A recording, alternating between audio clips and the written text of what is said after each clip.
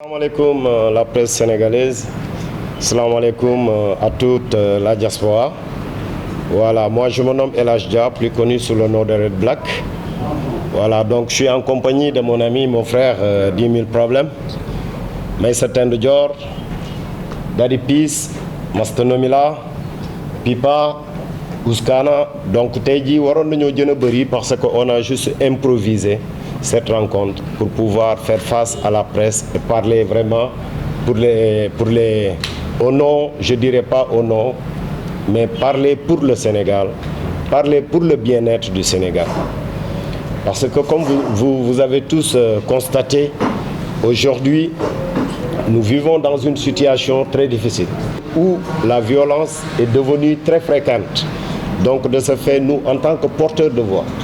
en tant qu'artistes, en tant que des membres qui ont contribué au changement, qui ont contribué à plusieurs gouvernements ou plutôt régimes qui sont passés par là, nous avons toujours été des acteurs. Nous avons toujours été des voix fortes. Si vous vous souvenez, en 2012, si vous vous souvenez, pendant les grands rendez-vous politiques, nous avons toujours été là. Mais aujourd'hui, ce qu'on a constaté, c'est cette violence. Ce qu'on a constaté, c'est l'utilisation, la manipulation de la jeunesse.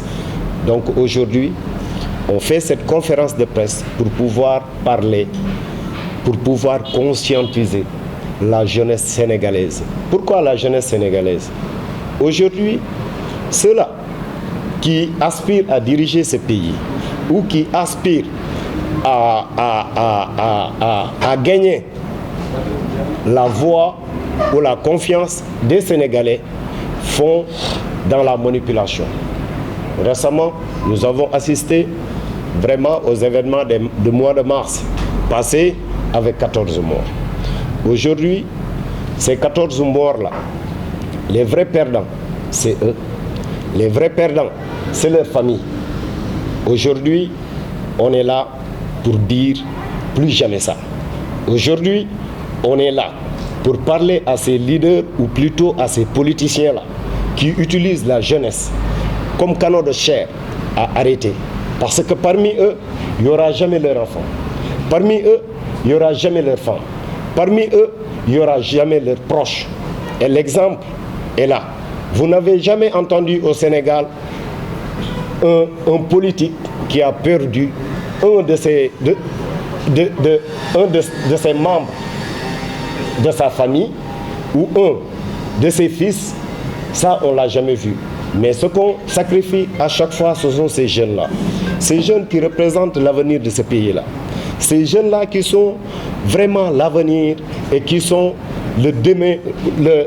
devenir en fait de cette population. Donc on doit les préserver. On doit préserver nos fils. On doit préserver nos neveux. On doit préserver les enfants. Aujourd'hui, l'heure est venue pour vraiment conscientiser les jeunes, pour qu'ils comprennent que ces politiciens qui les utilisent, qui les envoient au front, ne font que pour leur propre intérêt. Donc plus jamais ça. Et cette conférence de presse, c'est exclusivement pour ça. Donc si vous me permettez, je vais un peu développer en wolof. Ñu bokk nag ci ay combats yu bëri. Sama càmmoñ 10 000 problèmes, sama xarit, sama frère, sama doomu ndey. Maïssa Dior, mon ami, mon frère. Daddy Peace, mon ami, mon frère. Nomila, mon ami, mon frère. Mes frères Ouskana et Pipa. Donc ñu nekk ay jeunes yoo xam ne dañu bëgg seen réew. Fii bëgg suñu réew, bëgg suñu jeunesse. Tey dafa jot pour ñu wax ak ndaw ñi.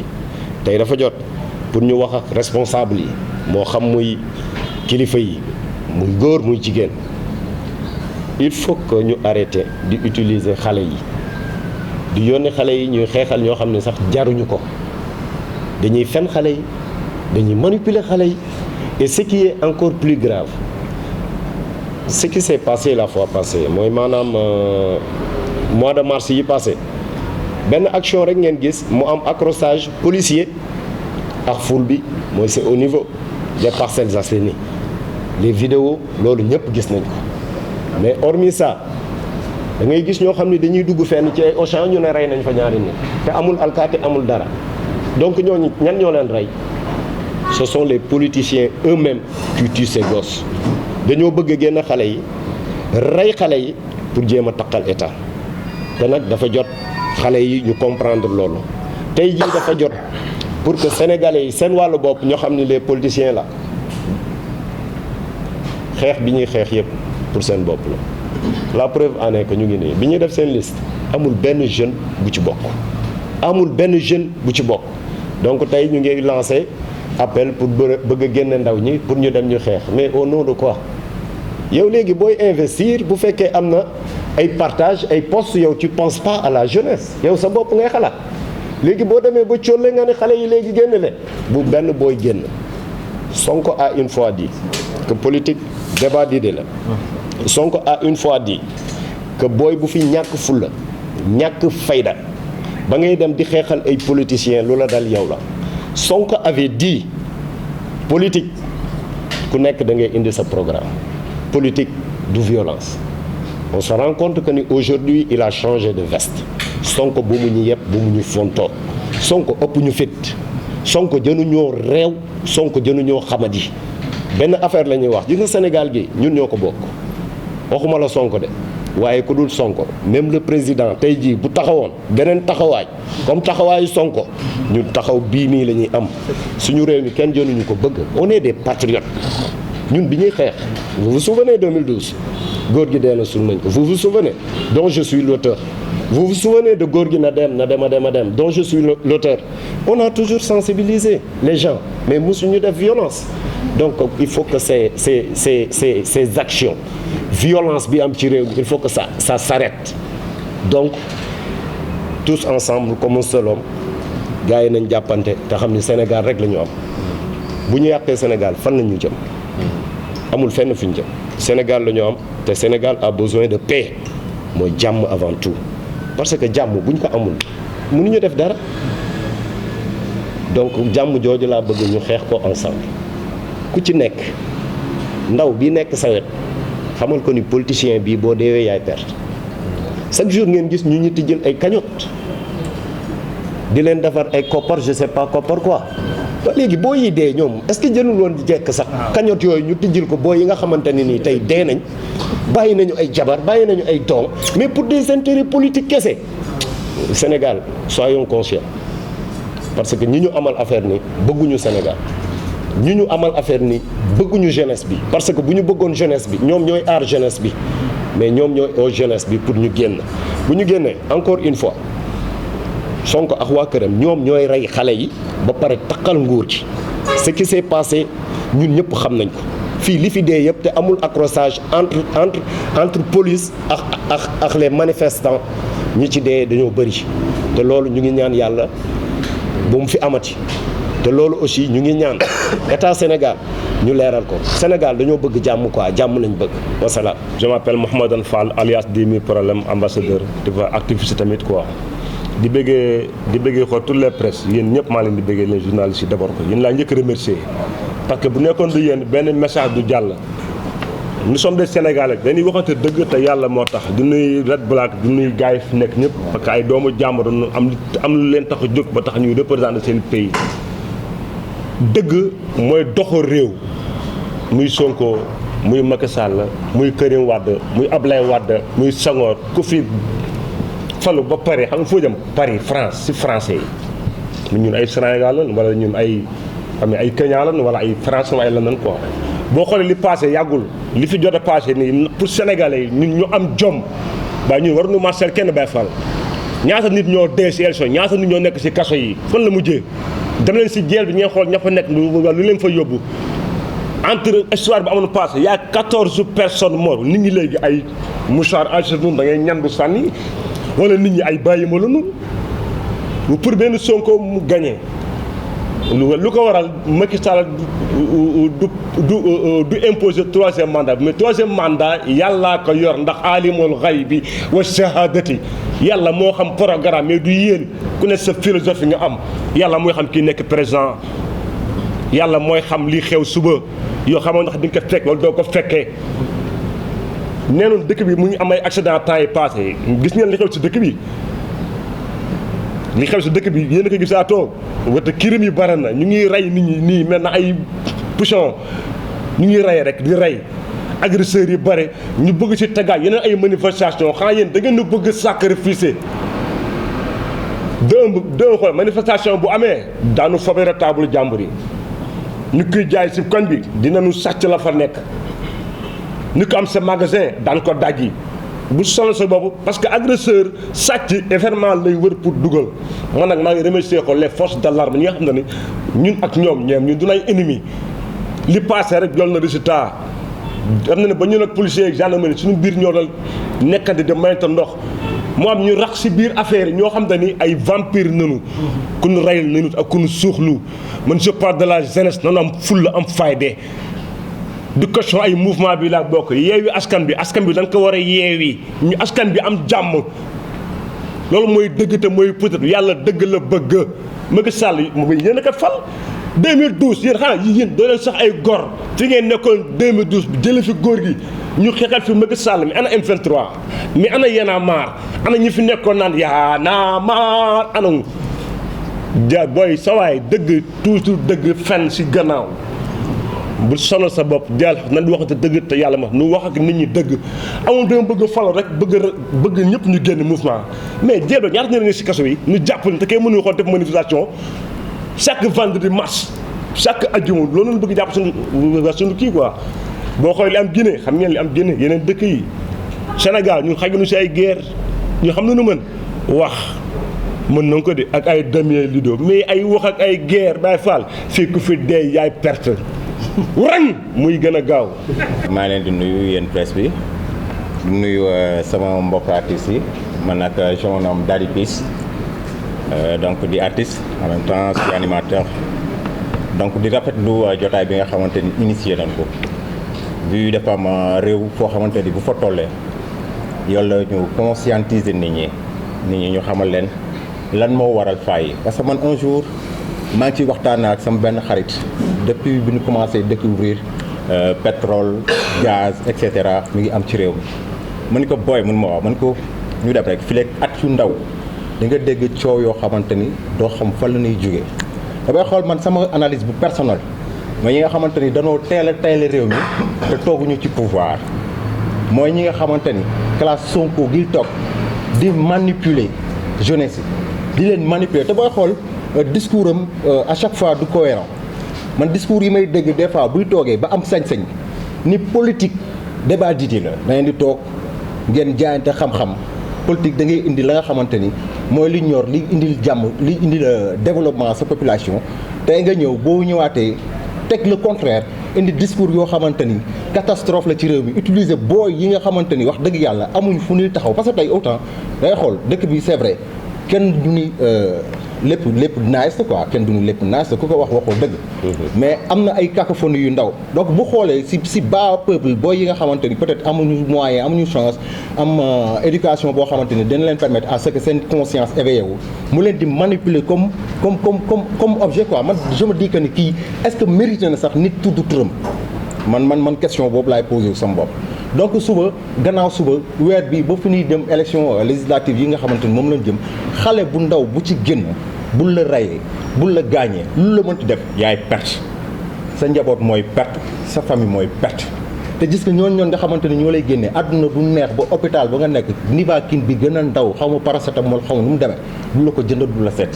donc ngalla ñuy lancer benn appel man comme sama tur ni mu koy waxee Daddy Peace le père de la paix man je prône pour la paix donc danañ ñaan yàlla képp ku am fitna boo xamante ni mënoo ko lijjanteeg yow ak sa famille ak sa njaboot ak fa nga jëm ngalla bàyyil suñu ndaw ñi bàyyil suñu doom yi bàyyil suñu rax yi ñu nekk si jàmm parce que ñun tal nañ leneen la nga xamante ni mooy xeex ak xulu li ñu tal mooy suñu Sénégal am jeunesse boo xamante ni bu bopp seen bopp mat la jeunesse boo xamante ni instant yi dinañ jàng am xam-xam ëllëg ñu mën a téye réew mi jeunesse boo xamante ni dinañ jàngi métier ëllëg ñu nekk ci hospice ak faneen mën a soutenir li nga xamante ni mooy population bi mais pas jeunesse boo xamante ni tey jii foo dugg violence la donc sur ce rek laa leen di jaajëfale di leen siyaar di leen jaajëfal bu baax. ñu ngi siyaar ñëpp di gërëm ñëpp di gërëm presse bi nga xamante ni wusi nañu ci contexte boo xamante ni si mënoon nañ dem couvrir li nga xamante ni mooy match équipe nationale wala nekk seen kër war ko seetaan donc ñu ngi leen di gërëm ci sacrifice boobu ngeen def waaye réew bu soxlaa dañ naan ñëpp dañuy ñàkk nous parlons au nom du peuple sénégalais. Parce que nous sommes des citoyens sénégalais avant tout, avant d'être des artistes. Mon nom c'est Maïssa Tende Dior. C'est juste pour rappeler que dans ce pays, il y a des personnes au nom héroïque, avec des longs chapelets magiques qui ont eu à prier pour ce pays. Jusqu'à ce que ce pays devienne un pays de référence, d'exemple sur la démocratie et la paix. Aujourd'hui, nous ne pourrions pas accepter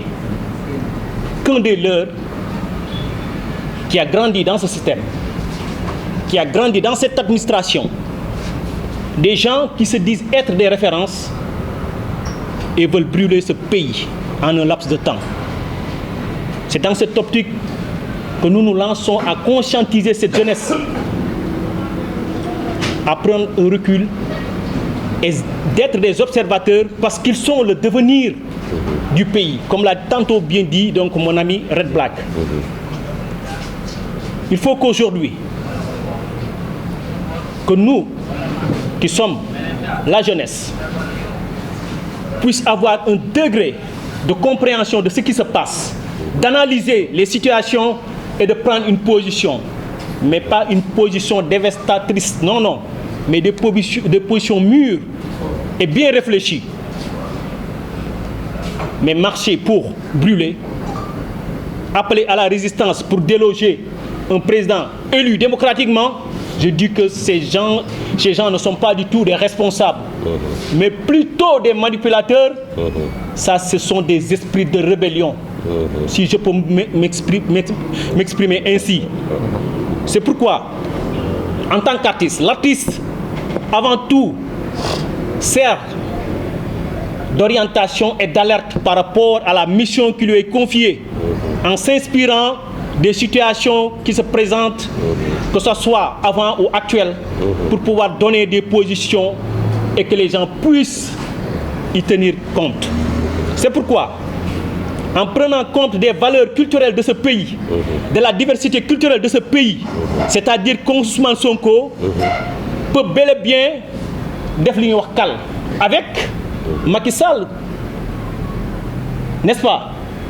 Un Sérère de l'autre côté qui va faire un cal avec un Diola.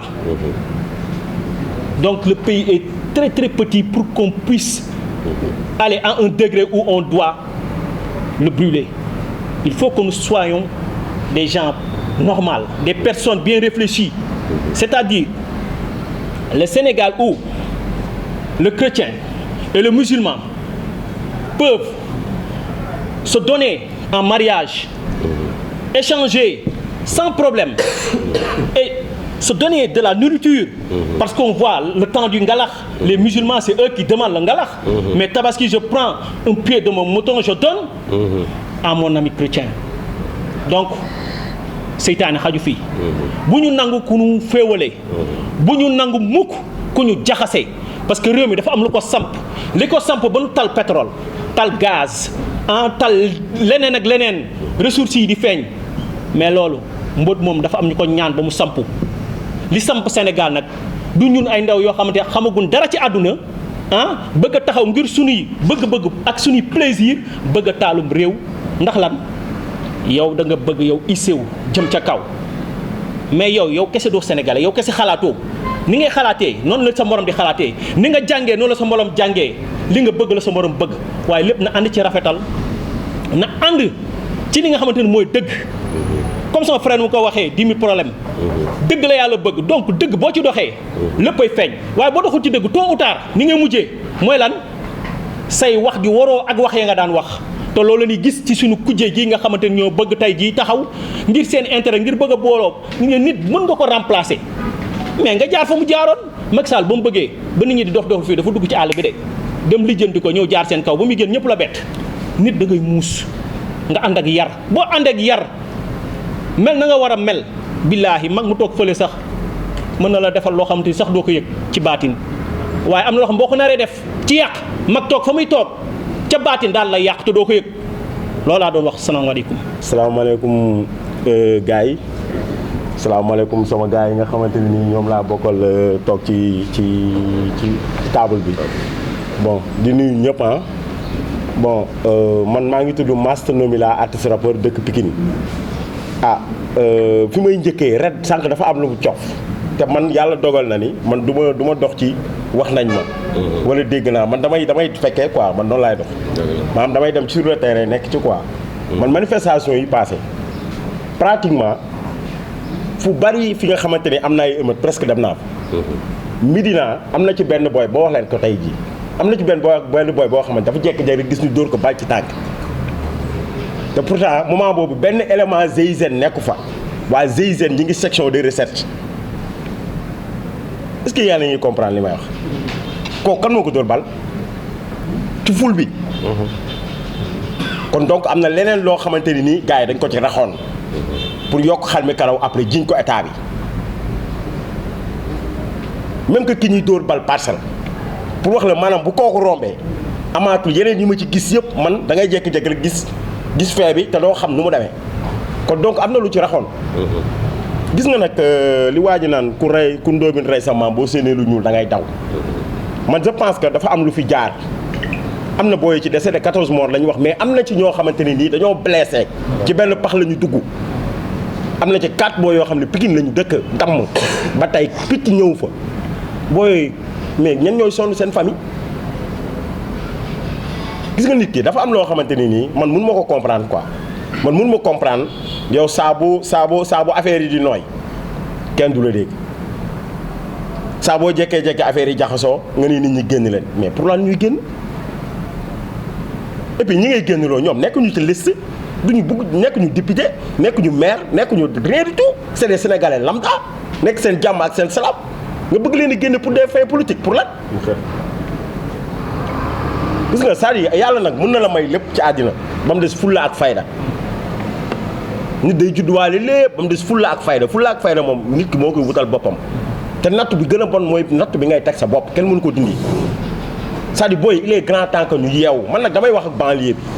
banlieue bi laay waxal parce que je sais pertinemment que ni coolu ñoom la parce que banlieue Dakar bi laay waxal bu leen kenn génne ci détails yoo xamante ni nii seeni problème personnel la nañ ko lijjanti ji gars yi bu fekkee dañoo mere président Macky Sall nañu dem lijjanti ko ak président Macky Sall te bàyyi ñu ñun suñu jàmm ak suñu salaam may sa sànq wax na lu am solo. gis nga Sénégal li ko samp képp ku koy jéem a taal mbaa nga ciy jéem leneen